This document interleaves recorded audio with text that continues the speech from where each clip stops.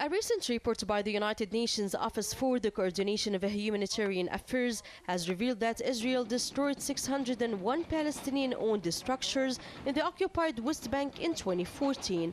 The report also says the demolitions have displaced 1,215 people. This is the highest number of people affected by Israel's land-grabbing policy since the UN began keeping records in 2008. It's very clear that there is an Israeli escalation in this regard, and we are witnessing increasing number of structures that are being demolished every year in the last 5 years. It's continuous and escalating, and each year it's reaching higher levels. There are now more than 11,000 demolition orders issued by Israeli authorities against Palestinian-owned properties, including orders against entire villages. This is exactly the case of the village of Khirbet Susiya in the South Hills of Hebron, also known as Al Khalil, which is facing the risk of imminent demolition.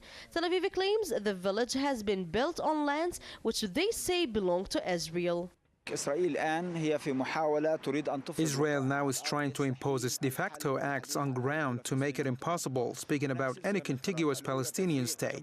It's harsh and unlawful move that is intended to facilitate the takeover of Palestinian land for settlements and the expulsion of Palestinian communities, like what's happening now in Susiya village and Al Khalil and the Jordan Valley. Some 62% of the occupied West Bank is designated as Area C, that is under Israel's full military and security control. Thus, all temporary and permanent buildings there must have permission from Tel Aviv. However, Israel usually denies permits to Palestinian families in an attempt to force them out of the land.